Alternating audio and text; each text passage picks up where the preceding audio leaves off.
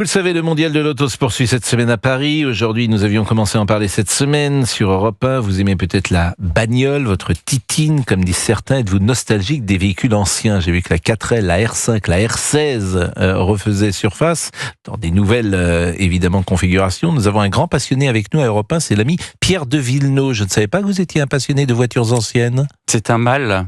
Non, je trouve ça joli, les voitures anciennes. Simplement, c'est assez disruptif aujourd'hui d'aimer la voiture et pourtant c'est depuis toujours un synonyme de liberté. Moi, quand j'ai eu 18 ans en 1992, c'était extraordinaire de pouvoir prendre sa voiture et de traverser la France. Je me souviens, on est allé, la Twingo venait de sortir un an plus tard et j'avais une amie qui venait d'en avoir une. Avec beaucoup de chance, on est allé à 4, on a pris la Twingo, on est allé jusqu'à Prague, à Berlin. Enfin, c'était la voiture, Prague. Ça vous permet de. Oui, on s'est dit, est-ce qu'on connaît Prague? Mais on connaît pas Prague. On est allé à Prague, à Berlin, sur le lac de Constance, par la Suisse, tout ça en Twingo, en dormant dedans, puisque la Twingo, oui, la Twingo se transformait en lit. C'était la grande nouveauté en 1993. Ça faisait plutôt que de dormir sous une tente, on garait la Twingo et puis on dormait dedans. 80% des gens se disent engagés émotionnellement avec leur automobile. Je suis toujours surpris de ça, qui les accompagne dans les différentes étapes de leur vie. Alors, je ne sais pas ce que veut dire être engagé émotionnellement avec une voiture, mais bon. Je vais vous donner un exemple. Oui. Moi, j'ai récupéré la voiture de ma grand-mère, que j'ai gardée pendant très longtemps, qui était une BMW de 1979. Et c'était, j'avais l'impression d'avoir de la nostalgie de conduire ma grand-mère. Bon, en même temps, je parlais tout à l'heure de Jean-Michel Larquet, s'il nous écoute toujours, c'est vrai que j'ai connu Thierry Roland arrivant dans les aéroports quand on revenait en déplacement et on entrait dans le parking et il parlait à sa voiture. Donc, et qu'est-ce qu'il lui disait à sa voiture? Je crois qu'il l'appelait Bibiche. Bibiche, ouais. Bon, Bibiche, t'es manqué, Bibiche. Ouais. Papa est de retour. Est-ce que c'était une R25? Parce que la R25 parlait en retour. C'était une vieille Mercedes qu'il avait, Thierry, une Mercedes qui avait plus d'âge d'ailleurs. Tu rentrais là-dedans, c'était un Capharnaüm, il y avait de tout, il y avait un France Football de 73, il y avait un Paris Turf, il y avait un Paris Turf avec Bellino 2 qui courait. Bref, c'était quand même assez, c'était pas forcément très rangé, mais alors lui, manifestement, il était engagé émotionnellement avec sa voiture. 64% affirment que la voiture est une source de plaisir. 74%. Vous avez l'air étonné. Non, c'est un plaisir parce qu'en fait, source de plaisir, c'est agréable d'être dans une jolie voiture, sans doute, mais 78% des Français estiment qu'il est possible de concilier plaisir automobile et respect de l'environnement. Mais par exemple, vous préférez, vous devez faire 300 km ou 400 km, vous préférez prendre le chemin de fer ou vous prenez la voiture? Ça dépend du chemin de fer, comment est-ce qu'il est organisé, est-ce que c'est vraiment porte-à-porte, combien de temps je vais prendre, etc. La voiture vous permet de partir à l'heure que vous voulez, avec les gens que vous voulez, avec, voilà, il n'y a pas besoin de prendre 1, 2 ou 3 ou 4 billets. À un moment donné, on est à 4 dans le voiture. Quelles sont les voitures anciennes que vous aimez particulièrement? Beaucoup, très différentes. Il y a les voitures, il y a un mythe de la voiture populaire en France parce que en France, on a su construire des voitures populaires très tôt, grâce à André Citroën qui était un visionnaire et qui a très vite fait la traction avant. Puis ensuite, la 2 chevaux. C'était populaire la traction avant? La traction avant, c'était une voiture qui s'est beaucoup vendue mais et c'était qui est quand même devenue une populaire. Certaine élite. Oui, c'était pour une certaine élite. Mais ensuite, il y a eu la 2 chevaux. Les gens qui avaient des voitures dans les années 30, 40, 50, c'était quand même un certain niveau social. Bien sûr. Quand on avait une voiture, c'était quelque chose. Vous savez, la voiture est apparue en 1900 à peu près, 1900, 1903. Il faut relire un roman d'Alessandro Baricco qui s'appelle Questa Storia, cette histoire-là. Et le livre s'ouvre, c'est un roman qui est extraordinaire. Je pense que c'est le plus beau de Baricco, et pourtant il est moins connu que Soi, et que d'autres, ou que les Châteaux de la Colère. Mais ça l'ouvre par la grande course qui a lieu entre Versailles et Madrid en 1903.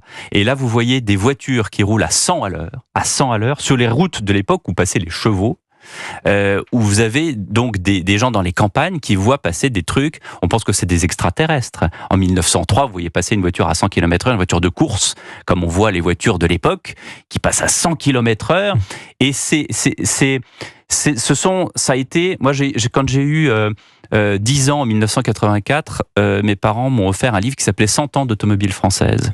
Et j'ai tout lu et c'est incroyable le nombre de marques automobiles qu'il y a eu, qui étaient fondées par des coureurs automobiles, qui étaient là pour la passion de la vitesse, qui étaient là pour la performance, l'ingénierie. On a inventé des moteurs qui étaient totalement nouveaux. On a inventé l'échappement, on a inventé l'injection, on a inventé des choses. Ensuite, des moteurs de plus en plus gros et ensuite des moteurs de plus en plus efficients qui consommaient de moins en moins et des moteurs populaires. On a inventé le gazole. Vous savez que le gasoil, dans les années 50, à un moment donné, on a eu des locomotives qui sont devenues électriques. On a dit, mais qu'est-ce qu'on va faire de tout ce gasoil? Et monsieur Peugeot a dit, on va faire du gasoil dans les voitures. C'est comme ça qu'est née la première voiture gasoil française, qui était la Peugeot 403. Dans les grandes voitures françaises, une fois qu'on a tout dit, si on voulait faire un palmarès des voitures qui ont peut-être le plus marqué les Français, est-ce que la DS, qui avait été présentée, je crois, au Salon de l'Automobile au début des années 50, 1955, est-ce que cette voiture qui est incroyablement révolutionnaire pour l'époque et qui est tellement révolutionnaire qu'elle va durer quoi, plus de 20 ans? Oui, c'est ça, elle s'arrête en 1974 lorsque sort la CX.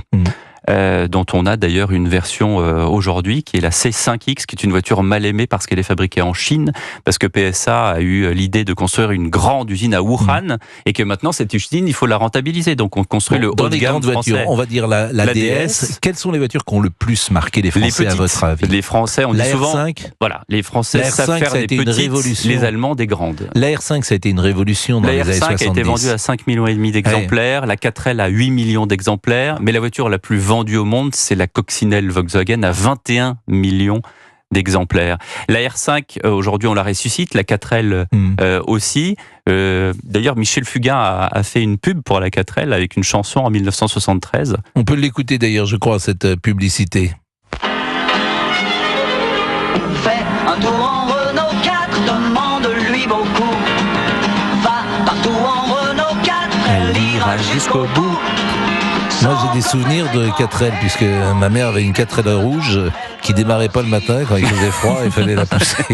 Et donc, elle nous emmenait à l'école et on était, il y avait toujours 2-3 enfants qu'on emmenait à l'école et parfois, pas tous les matins, mais on poussait les voitures à cette époque-là, ce qui n'arrive plus jamais aujourd'hui. Plus jamais. Il n'y a plus aucune voiture depuis 2005-2006, il n'y a plus aucune voiture qui tombe en panne aujourd'hui. La R5 était une voiture, on disait que c'était l'obsolescence programmée, c'est-à-dire que la R5, quand elle est sortie, ce qui n'était pas le cas de la 4L en 61, la R5, quand elle sort en 72, chez Renault, on se dit ce sont des voitures jetables, c'est-à-dire qu'il va falloir les changer, on va pas les garder. Aujourd'hui, une R5 en bon état, ça coûte très très cher parce que rares sont celles qui n'ont pas rouillé. Moi, j'en ai eu une R5 TL de 1974. Mais vous aimez rouler avec ça parce que non. Oui, parce que d'abord, il y a pas de, on est habitué aujourd'hui à la direction assistée.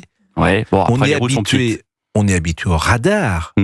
Parce que sans radar aujourd'hui, c'est plus compliqué, j'imagine, pour les uns et les autres. On s'est tellement habitué. Vous voulez dire camouflage? Non, les radars. Pour se garer? Oui, vous ne risquez pas grand-chose. Non, mais les radars pour se garer. Les caméras. Ouais, alors non pas tant les caméras d'ailleurs. Le bip quand on touche à la voiture derrière. Le radar. Moi, j'y arrive à me garer sans bip bip. Regardez Pierre Richard dans Le Coup du parapluie, il roulait en alpha, il se gare au bruit, d'ailleurs il défonce toutes les bagnoles. Enfin, moi je me souviens quand j'étais enfant, on se garait comme ça dans Paris. Mais je suis d'accord avec vous, mais on s'est habitué, vous dis-je. On s'est habitué à beaucoup de choses. J'entends bien, mais bon, je pensais non, mais pas pour faire répondre à votre question, j'ai vendu cette voiture parce que une dissertation philosophique là-dessus. Parce que je me faisais klaxonner par des types en smart. Effectivement, vous êtes avec votre vieille R5 de 74 qui était bleu layette. Enfin, c'est rigolo. Bon, ce que j'aime beaucoup, moi, c'est le dessin des voitures d'avant et notamment les cabriolets. Par exemple, vous aviez une 504 coupé qui était extraordinaire, cette voiture, bien sûr.